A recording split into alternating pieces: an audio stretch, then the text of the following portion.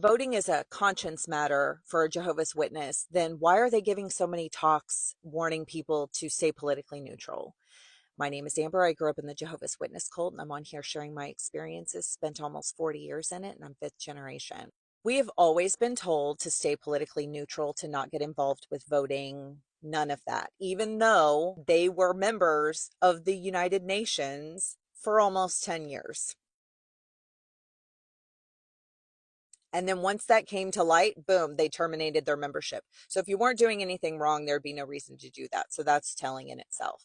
However, apparently during the 2008 election, when Obama was running, they felt it was very important to target, especially the predominantly Black congregations, to advise them to stay politically neutral. On an online forum, that several people were saying, was this just in our congregation?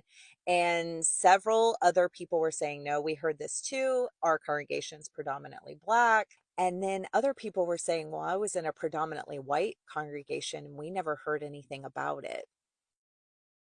So I think that's a little interesting that they realized that people wanted to have a voice. I mean, just to go and vote doesn't mean that you're running for president yourself, but you're not even allowed to do that. If it's a conscience matter, why would you have to give so many local needs talks and all of these things within the congregation if it's a conscience matter? If it really is up to you and you have free will, then why talk about it so much? I mean, I remember during the Trump election, we had an elder, I think it was during the Watchtower study, and he was giving an experience and saying how his wife told him, you should get rid of that red hat that you have because it could be misconstrued as a Trump hat.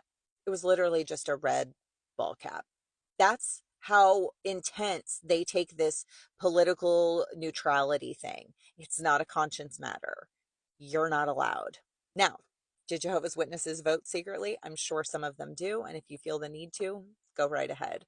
But I heard that there were some overzealous brothers that were checking the voter registration logs, which I'm not really sure how to do that. Somebody had commented that somebody got disfellowshipped over it. So if it's a conscience matter, why is somebody getting disfellowshipped for voting? Because it's not a conscience matter. And it never was. Like and follow for more.